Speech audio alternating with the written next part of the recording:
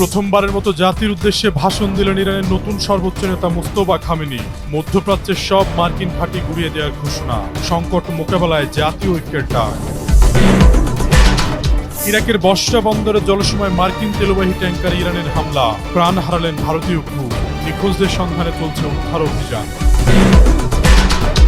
ইসরায়েলের রাতভর লেবানন ইরানের যৌথ মিসাইল হামলা, উত্তেজনার মধ্যে যুদ্ধবিরতির প্রস্তাব তেহরানের, মুখ খোলেননি ডোনাল্ড ট্রাম্প। দক্ষিণ কোরিয়া থেকে মধ্যপ্রাচ্য নেওয়া হচ্ছে মার্কিন ক্ষেপণাস্ত্র প্রতিরক্ষা ব্যবস্থা। কোরীয় উপদ্বীপে নিরাপত্তা নিয়ে শঙ্কা, সুযোগ নিতে পারে উত্তর কোরিয়া। আয়াতুল্লাহ আলী খামেনির মৃত্যুতে জাতীয় সংসদের শোক প্রস্তাব, শোকসুপ্ত পরিবারের প্রতি আন্তরিক সহমর্মিতা প্রকাশ সংসদ সদস্যদের।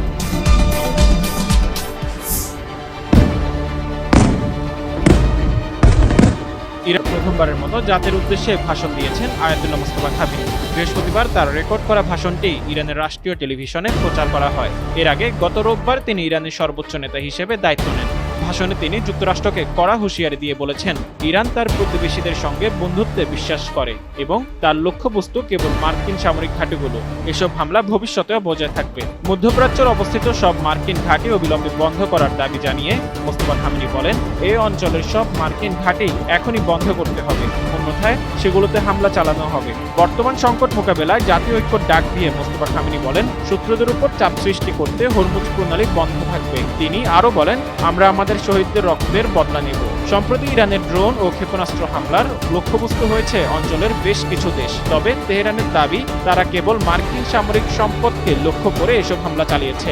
সামরিক বাহিনীকে বিশেষ ধন্যবাদ জানিয়ে ইরানের নতুন সর্বোচ্চ নেতা বলেন, আমি সেই সাহসী যোদ্ধাদের ধন্যবাদ জানাতে চাই, তারা এই কঠিন সময় দুর্দান্ত কাজ করছেন। তিনি আরো বলেন, ইয়েমেনের প্রতিরোধ যোদ্ধারা এবং ইরাকের সশস্ত্র গোষ্ঠীগুলো ইরানকে সাহায্য করতে চায়। তারা তাদের দায়িত্ব পালন করবে।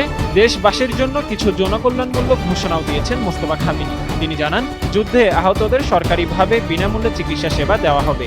বর্তমান পরিস্থিতিতে যারা ক্ষয়ক্ষতির শিকার হয়েছেন তাদের আর্থিক ক্ষতিপূরণ প্রদানের মাধ্যমে পরিস্থিতি মোকাবেলা করা হবে। মধ্যপ্রাচ্যে চলমান উত্তেজনার মধ্যে যুদ্ধ বন্ধের বিষয়ে শর্ত সাপেক্ষে রাজি হওয়ার ইঙ্গিত দিয়েছে মাসুদ পেজিশকিয়ানের নেতৃত্বাধীন ইরান। দেশটির প্রেসিডেন্ট জানিয়েছেন, স্থায়ী শান্তি প্রতিষ্ঠা করতে হলে আন্তর্জাতিক মহলকে কিছু নির্দিষ্ট শর্ত মানতে হবে। বুধবার সামাজিক যোগাযোগ মাধ্যম এক্সে দেওয়া এক পোস্টে তিনি জানান, রাশিয়া ও পাকিস্তানের নেতাদের সঙ্গে আলোচনার সময় ইরানের অবস্থান স্পষ্টভাবে তুলে ধরা হয়েছে। তার মতে, বর্তমান সংঘাতের জন্য দায়ী জায়নিস্ট শাসন গোষ্ঠী ও যুক্তরাষ্ট্র। ইরানের প্রেসিডেন্ট বলেন, তেহরান অঞ্চলটিতে শান্তি বজায় রাখতে প্রতিশ্রুতিবদ্ধ, তবে যুদ্ধ বন্ধের জন্য ভবিষ্যতে আগ্রাসন ঠেকাতে আন্তর্জাতিক নিশ্চয়তা অত্যন্ত জরুরি। এই যুদ্ধ বন্ধ করতে ইরানের দেওয়া শর্তগুলি হলো: ১. আন্তর্জাতিক পরিমণ্ডলে ইরানের বৈধ অধিকার স্বীকৃতি দিতে হবে। ২. সাম্প্রতিক হামলায় ইরানের যে ক্ষয়ক্ষতি হয়েছে তার ক্ষতিপূরণ দিতে হবে। আর ৩ হলো, ভবিষ্যতে ইরানের উপর আর কোনো হামলা না হওয়ার বিষয়ে শক্তিশালী আন্তর্জাতিক গ্যারান্টি দিতে হবে। এদিকে পরিস্থিতি শান্ত করতে কূটনৈতিক তৎপরতা বাড়িয়েছে বিভিন্ন দেশ। এর মধ্যেই লেবানন ভিত্তিক সশস্ত্র গোষ্ঠী ইসরায়েলকে লক্ষ্য করে একযোগে প্রায় ১০০টি রকেট নিক্ষেপ করেছে বলে জানিয়েছে ইসরায়েলি প্রতিরক্ষা বাহিনী। যদিও এতে মধ্যপ্রাচ্যে উত্তেজনা আরও বাড়ার আশঙ্কা দেখা দিয়েছে।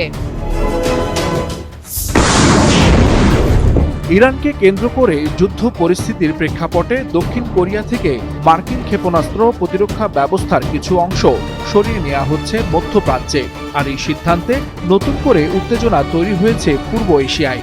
সিউলের আশঙ্কা, এই পদক্ষেপে কোরীয় উপদ্বীপে নিরাপত্তা ভারসাম্যে ফাঁক তৈরি হতে পারে, আর সেই সুযোগ নিতে পারে উত্তর কোরিয়া।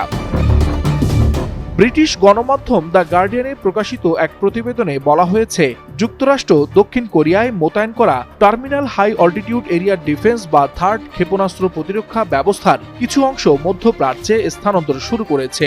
ইরানের বিরুদ্ধে চলমান সামরিক উত্তেজনার কারণে এই পুনর্মোতায়েন করা হচ্ছে বলে মার্কিন গণমাধ্যমেও খবর প্রকাশিত হয়েছে।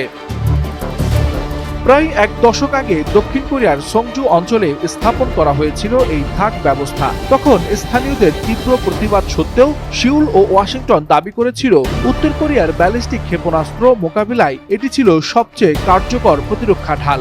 কিন্তু এখন সেই প্রতিরক্ষা ব্যবস্থার অংশ সরিয়ে নেয়ার খবর সামনে আসতেই দক্ষিণ কোরিয়ায় প্রশ্ন উঠছে যুক্তরাষ্ট্রের নিরাপত্তা প্রতিশ্রুতি নিয়ে। বিশ্লেষকদের মতে এই পরিস্থিতিকে দুর্বলতা হিসেবে ধরে নতুন উস্কানিমূলক পদক্ষেপ নিতে পারে উত্তর কোরিয়া। তবে দক্ষিণ কোরিয়ার প্রেসিডেন্ট লি জিং ইয়ং জনগণকে আশ্বস্ত করে বলেছেন,